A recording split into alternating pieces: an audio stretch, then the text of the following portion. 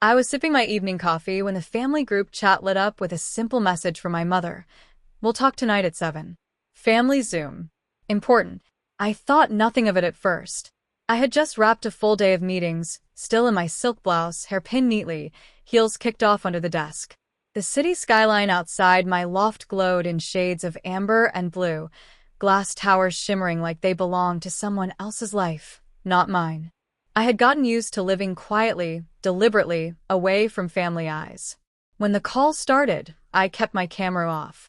I listened to the chatter, the casual updates about neighbors and church events, my father's voice steady as always, my brother chuckling at some joke I didn't catch. Then, somewhere between comments about dinner plans and the weather, my mother said it.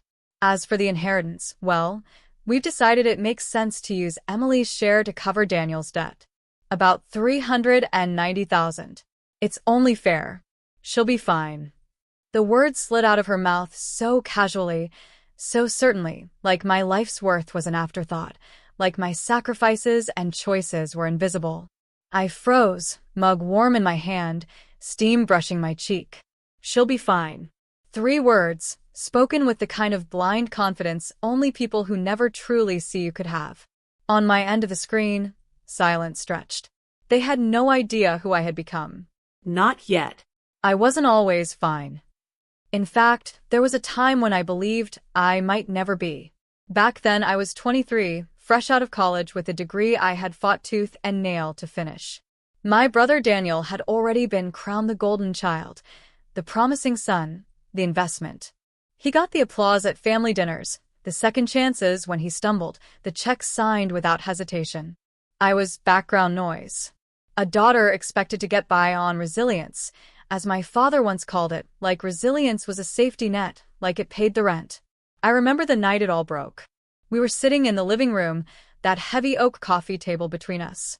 My parents were discussing plans for the family's future, voices laced with excitement.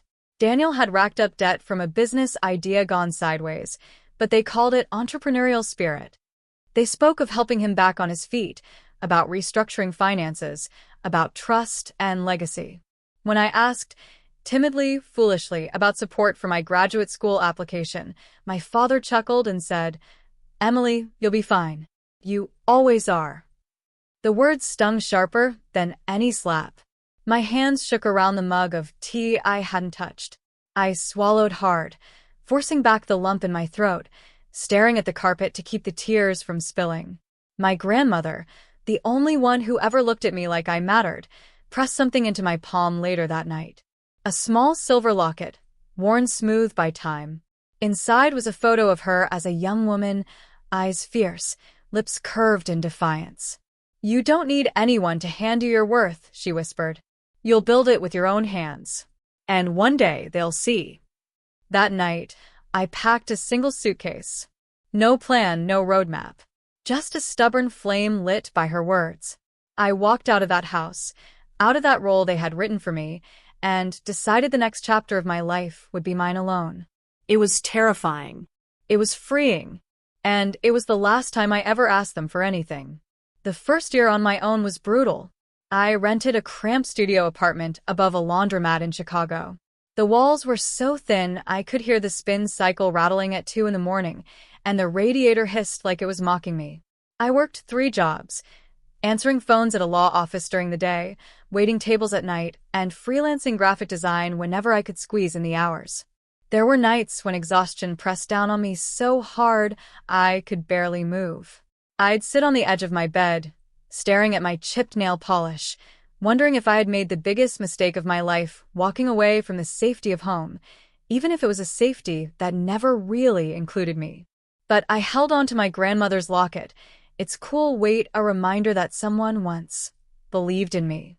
The turning point came when I took a leap and attended a women's networking event downtown. I had nothing polished to wear, just a black dress I'd bought at a thrift store, hem slightly uneven. I felt like an imposter until a woman named Claire Monroe struck up a conversation with me. Claire was everything I wasn't yet.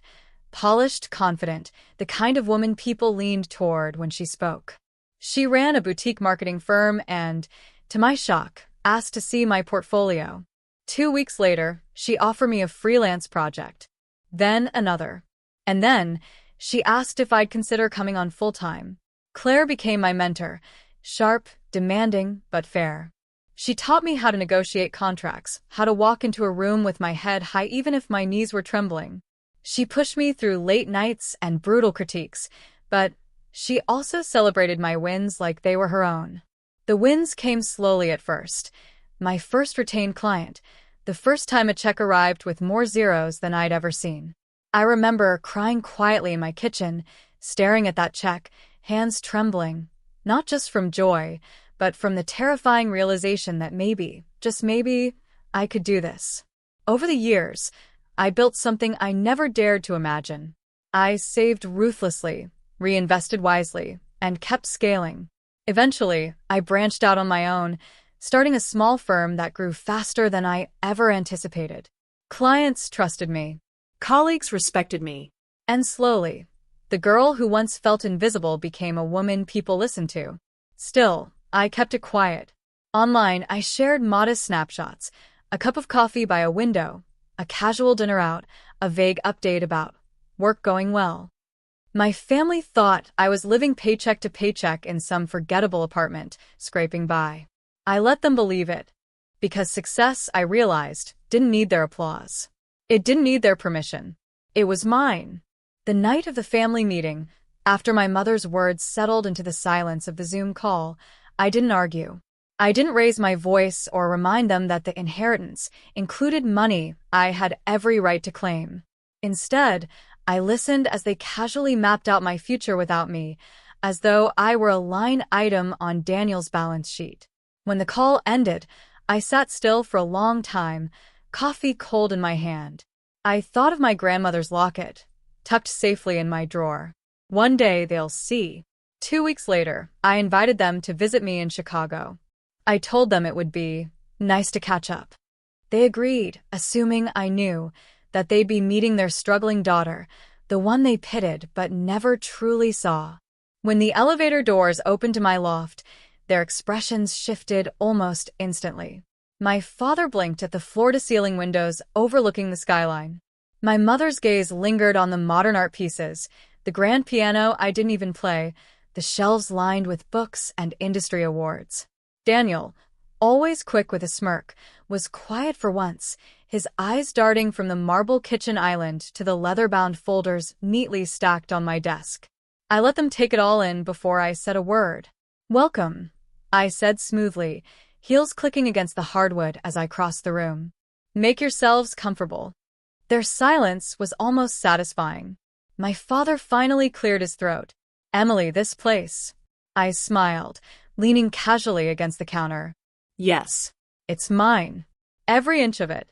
Paid for in cash. And the business that funds it." I gestured toward a framed certificate on the wall. "Also mine." Their heads turned in unison. The certificate bore the name of my firm, one they had probably never heard of, though it had quietly grown into one of the city's most respected boutique agencies. Daniel finally found his voice. You're running that firm?" "The one that handled the Thompson campaign." I raised a brow. "Among others." The room grew heavier with every passing second. My mother's face was pale, her lips parted as if words had failed her. My father sat stiffly on the edge of the sofa, processing what I had just revealed. I didn't stop there. I walked them through my office, a sleek, glass-walled space adjoining the loft, where polished desks and buzzing staff worked on projects they couldn't have imagined me capable of leading. I showed them the contracts framed on the wall, the media features folded neatly in a binder. Each page, each plaque, each document was a brick in the empire I had quietly built while they assumed I was barely surviving. When I turned back to face them, I let the silence stretch until it almost cracked. "You thought you could decide what to do with my inheritance," I said softly, firmly. "You thought I'd be fine. And you were right. I am more than fine." But not because of you."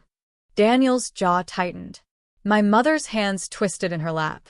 My father looked at me like he didn't recognize his own daughter. For the first time in years, I saw it, the flicker of respect, or maybe shame, etched across their faces. And it was more powerful than any apology they could ever offer. I let them sit in that silence a little longer, the kind that weighs more than words ever could. Then, slowly, I crossed the room and set my grandmother's locket on the glass table between us. Its silver glinted under the soft light, a quiet reminder of why I was standing here now. If we're going to talk about debt, I began, voice steady, then let's also talk about accountability. My father shifted uncomfortably. My mother's eyes darted between the locket and my face. Daniel leaned back, arms folded, trying to look unaffected, though I could see the flush creeping up his neck. You assumed my share was available because you thought I had nothing else, I said. But I built something on my own. And if you expect me to use what I've earned to save Daniel again, then there will be conditions. Daniel scoffed. Conditions? Come on, Emily. We're family. Exactly. I cut in. And family should mean responsibility, not entitlement. I turned to my parents first. You have to stop treating Daniel like the sun we all orbit around. You've enabled him for too long, excused every reckless choice. That ends now. If you want me to help, you'll need to start seeing us equally or not at all. Their faces fell, but I pressed on. As for you, I said, locking eyes with Daniel, this bailout isn't free. You'll sell the car you can't afford, cut up the credit cards, and take on real work. Not the half-hearted projects you call ventures. I'll clear the debt this time, but only if you commit to rebuilding your life with your own hands. No more shortcuts. No more hiding behind mom and dad's safety net. He opened his mouth to argue, but something in my expression must have stopped him. His jaw tightened, and he looked away. And one more thing, I added. My tone softened, but it didn't waver. If I agree to this, you will all respect the boundaries I set. No dismissing me. No assuming I'll always be fine. You will see me, finally, as I am, not as the girl you once overlooked. My mother's eyes filled with tears. My father sat rigid, the weight of his silence heavy in the room. Emily, my mother whispered. We didn't realize. You didn't want to, I replied gently. But now you don't have a choice. I leaned back, letting the words settle. For once, the power in the room wasn't theirs to hold. It was mine, and I intended to use it wisely. The weeks that followed surprised me more than the confrontation itself. Daniel sold his car. The glossy sports coupe that had been his pride and shield vanished from the driveway, replaced by a used sedan that actually fit his budget. For the first time in his life, he took a steady job. It wasn't glamorous, entry-level marketing at a small firm, but it was honest. And I caught something unfamiliar in his tone the last time we spoke. Humility. My parents, too, began to shift in small but noticeable ways. My father, who had always spoken to me with a faint air of dismissal, called one afternoon just to ask about my projects. He listened, really listened, without rushing me off the phone. My mother sent a handwritten note, her script looping across the page. I see you now. I'm sorry it took me this long. The changes weren't perfect. Old habits die hard. But the cracks in their patterns were finally showing, letting light through.